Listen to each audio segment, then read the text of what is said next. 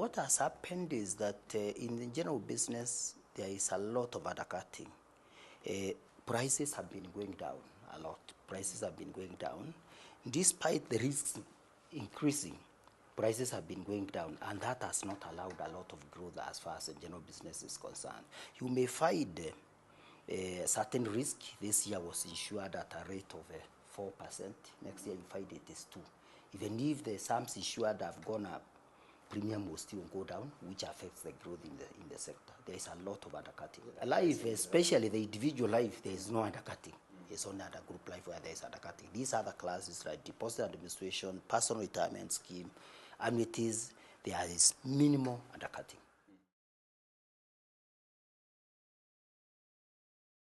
If you look at the Kenya as an insurance insurance country, you look that the economy of the country has been growing.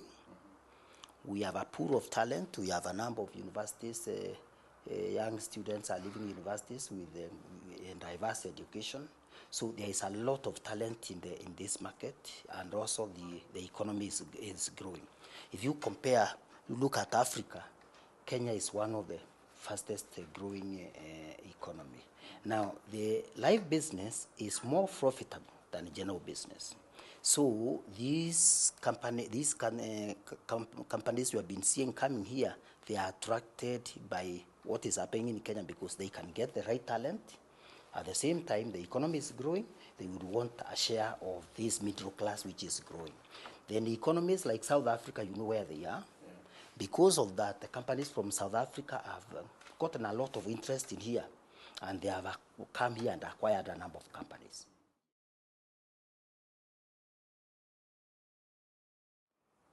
In insurance, there is no copyright.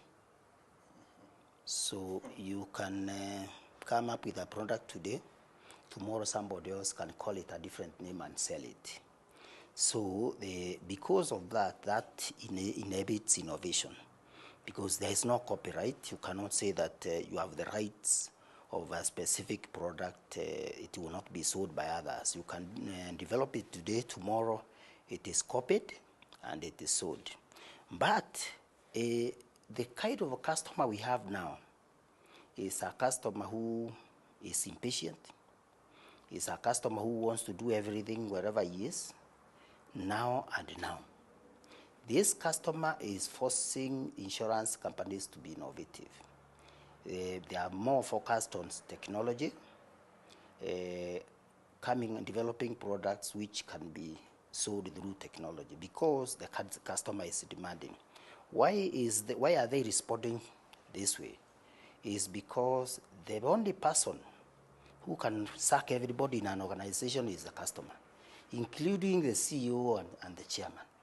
Because if the customer decides to go to the competition, you have no business.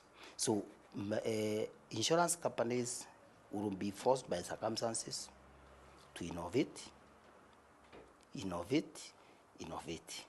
Innovation will not only be in terms of products, it is also in terms of distribution channels, because we must have relevant distribution channels which are acceptable to the kind of clients we expect to serve. So innovation in the industry, we have seen some companies responding by coming up with the products which are being sold through use of technology, mobile technology, e-commerce, and this is because they are being forced by circumstances. The so-called customers now, they are impatient. They have no time to come and sit and listen to you. They want to do it for themselves. So as far as technology is concerned, we have seen the industry responding, but there is a lot remaining to be done.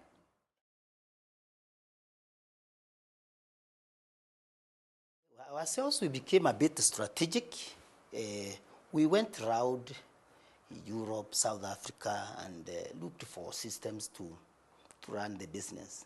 We found these systems, you will come and waste a lot of time here customizing. We said we have insurance knowledge, we have people who also with the technology knowledge. We decided to develop an internal system which runs the business, and we patented it. So when we patented it and found it is working quite well, we asked ourselves, what other technologies can we bring in to make us be more efficient? We implemented electronic document management system, business intelligence, lead management system, and now we are re-engineering our e-commerce so that we have self-service portals for our clients. So we are the only company in Kenya which uses its own system, which they are patented. Actually, what we have done now, we have come up with a team to relook at our processes again and ask, are there some steps we can do away with? So our intention is to have all operations of the company computerized.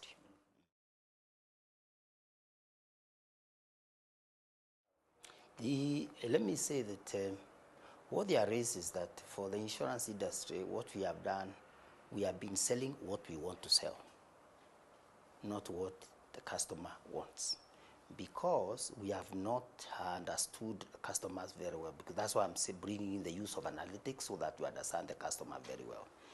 The customer we have now is a customer who would want to be served wherever he is. He doesn't want to waste a lot of time at going for medical so that he can be insured. What the industry needs to do, because of using data, is to these people we are insuring, they are members of health clubs. This is futuristic. They are members of health clubs. They have the data in the hospitals, Nairobi Hospital, Kenyatta Hospital, and all these institutions have embraced technology.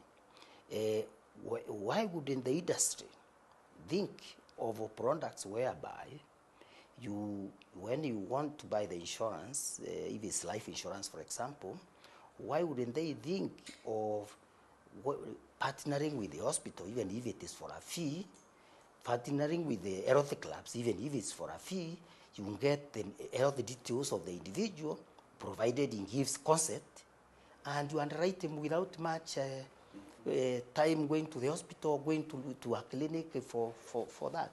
So what we need is now out-of-the-box thinking, so that we can respond to the needs of the emerging customers who are different from the yesteryear's customers.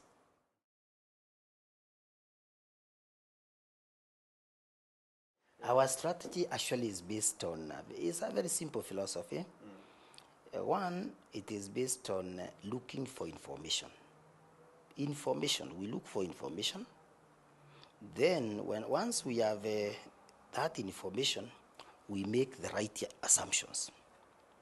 Once we have made the right assumption, we agree on the direction. Once we have agreed in direction, then we ask, how will we go there? How will we go there? So it may involve getting information, innovating on it, and implementing. But it's not as simple as that. There is something else we call the 5 pillars of business, which guide us a lot. The 5 pillars of business is, 5 P's, but not the 5 P's of marketing. The 5 P's which are known by everybody is those ones of marketing. The first pillar is people. People here includes customer. Customer must be happy. He must have the right experience, build what he was expecting. Who will make the customer happy is employees. So we make sure we have qualified employees who are motivated. Then the next item is process. We make sure the process is good enough to provide the services we want to provide to our customers. Then the products. Are the products the right ones which are being demanded by the customers, or we are selling what we want to sell? Because if you want to sell what you want to sell yourself, you are not serving the customer. So you must look at the right products which are being demanded by the customer, and the customers are ready to buy and pay for them. Then we look at our plans. Are our plans customer focused? Are our plans customer focused? Are we, like, if you are to check our core values, one of our core values says we see through the eyes of the customer, because we believe the customer is a core component of what we do. So we make sure that in our planning process, customer is giving number one priority. Then, of course, in this strategy, it has to be monitored, the performance. Now, we have to get the right tool to monitor the performance. After that, then is it profitable? That's how our strategy is. It's as simple as that.